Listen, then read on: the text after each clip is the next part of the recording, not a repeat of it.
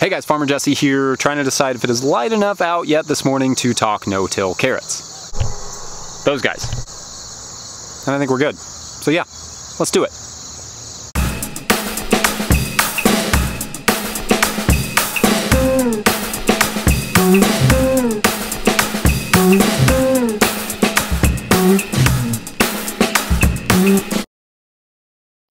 Alright, two things, real quick. First, if you're not subscribed to this channel, make sure to hit the subscribe button. Also that little bell that pops up to it, that just ensures that you get notifications when we post videos. Because, as everyone knows, every time you watch a video from a creator you're not subscribed to, a baby gets its wings. And it's super creepy. Second thing is that this will not be the last video I do on no-till carrots. There's no way. There's no way. If I do other videos, I'll either put a card up here, or I will forget and you'll have to search the channel. Remembering is like my... What was I talking about? Here's the story. There's the sheep, but here's the story. We started hauling out our first no-till carrots yesterday. They were good. I'm really happy with how they've come out. Now, when I say our first no-till carrots, I want to be clear here. This was not a no-till garden. This was harrowed in the spring. However, we transitioned in the middle of the summer to a no-till garden. We had a crappy crop of arugula that molded because it's really hard to grow arugula in the humid south with overhead watering. But we wanted to try some baby greens and play around with it a little bit. So essentially the arugula was done. We put a tarp over it to kind of burn it down and just like a small occultation. And then the next thing we did was we took compost and layered it over both of these beds. So we put 6 barrows of compost on each of these beds. For a little side by side, we did this one here. This was 6 barrels of compost and a light harrowing. This one was just compost. So essentially what we did was just put the compost down, harrow the one on the top, not harrow the one on the bottom, and then we seeded with the earthway seeder in the very heavy seed. There's 2 different options. You have a light carrot and heavy carrot. We did the heavy carrot with Bolero. So these are both Bolero, same variety, same day that we planted them. So put those down and then we just kept this thing watered.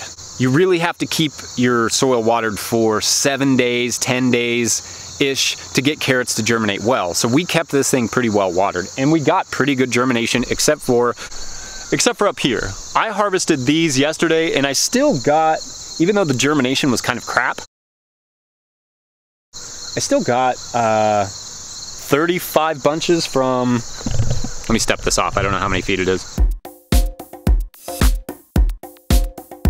Roughly 30 feet of really crappy germination. But then the latter half, 60, 70 feet on each of these beds, or thereabouts, are really good germination, really thick. So I'm excited we'll be able to get at least three harvests of that number of like 40 bunches off of these. That's what I'm guessing. So I don't know how much that is.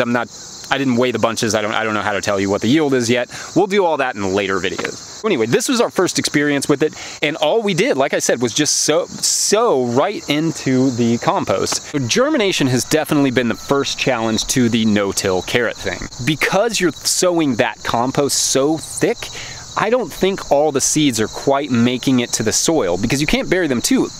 You really only want to go a 1/4 inch with carrot seeds, so you don't want to bury them so far that they're not going to make it through the soil anyway. So you kind of have to find a balance here. And our soil was a little bit thick in places, and I think that ultimately caused the carrot to kind of get pinned in the compost and not get enough moisture to stay moist, because carrots, like I said, have to stay moist for 7 to 10 days and be able to germinate. So we didn't get good germination on this bed here, which we had sowed at the same time that we sowed this bed, which we've got really good germination on. These are Bolero? I think they're Bolero. And this was Cooper, but they're no longer Cooper. I've actually put Atlas in, and these are germinating. There's a little weed. These are germinating really nicely, actually. And that is Atlas. That's that Parisian market carrot. And the temperatures have cooled down a little bit, which helps. Lots of mushrooms in there, lots of fungi in our no-till garden. With the temperatures calming down a little bit, and just kind of getting our irrigation stuff down a little bit better. We have overhead irrigation. We're not doing drip irrigation on the carrots. I don't feel like that would work very well in this situation. I don't know that it works very well in any situation. Don't really like drip tape. I think it's one, really wasteful for plastic. You save a little water, you waste a ton of plastic. But also it just doesn't get the great coverage that we want in the drip tape that we've used. So we may try some other versions of drip tape, but the one that we use is crap. But these little overhead waterers are great. And somebody asked the other day if we could do a video on our overhead, on our irrigation, and I will. But we use these little wobblers. We use these little guys from DripWorks, little brown, I forget what they call these. But like I said, I'll do a video on that. So just kind of to recap, we put in compost down, we're seeding with the earthway seeder on the heavy seed, and I'm using a lot of seed. These are like, I think this one has 8 or 9 rows, this one here below the okra, and this one has 7. So I'm using a lot of seed. It's something like 10,000 seeds per bed. Now one thing, let's talk about, all right, so we harvested yesterday, right? And harvesting is the easiest carrot harvest I've ever done on both beds.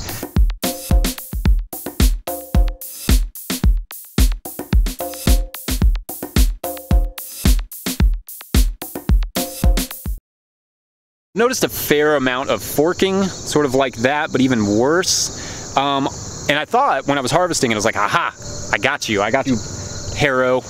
But that's not the case. It actually was forking on both, and that could be nematodes. It may just have not been that pliable because, like I said, we didn't broad fork anything. We just straight up put compost down and went into that.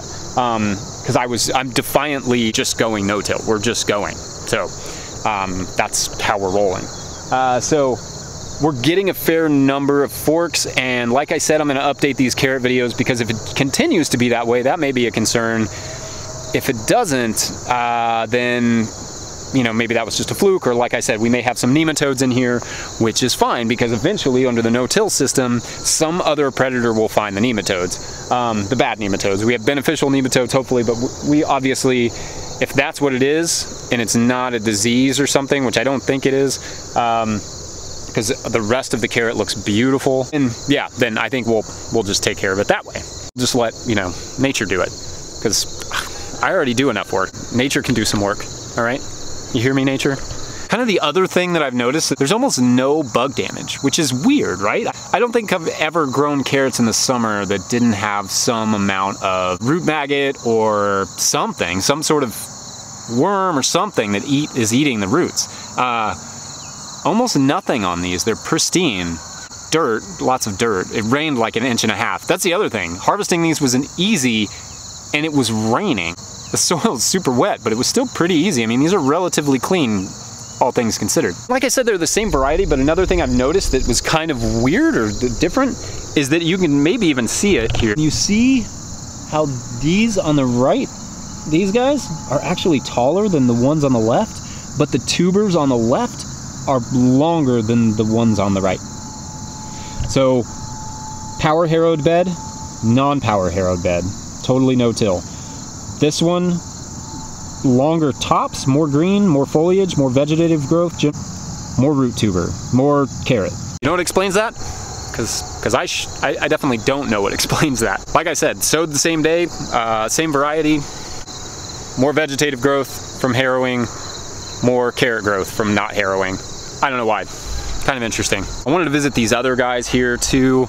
These guys here, kind of spotty germination, but really not that bad. Like I said, we're doing like 8 rows in a bed where before we were doing 5. So it's really roughly the same amount of carrots. Yeah, when we get spotty germination, it seems like it's roughly the same amount of carrots we used to get, but it's kind of frustrating because we do want more carrots. And that could also be a part of the splitting thing too. If they're too close together, like if they don't have enough access to enough nutrients, that'll also cause splitting. I keep calling it splitting, forking. Splitting is a different thing. That's a different moisture thing with carrots. When I say splitting, I mean forking. Anyway, there's our ginger. It's kicking it. There's my cat. That's Charlie. She's also kicking it. And in terms of the one thing that I've noticed, okay, so like I said, some of the seeds may be getting caught in the compost and then not germinating because our compost doesn't have the texture of soil yet, at least the compost we've been using.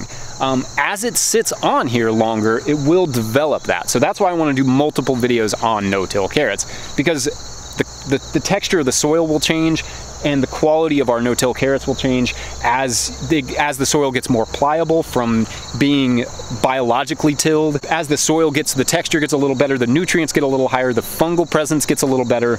All of those things will play into how the no-till carrot thing goes. So it'll be interesting going forward to see how that develops. Anyway, I wanted to do a quick video update on that, and I promise more. If you guys have any questions about this, go ahead and hit me up. There's probably a lot I didn't cover. But otherwise, if you guys like this video, please like this video. Also, make sure to hit the subscribe button and that little bell. We've already talked about what happens with the babies. We don't need any more of that in this world. It's too weird. It's too weird flying babies. Other than that, we'll see you guys later. Bye, guys.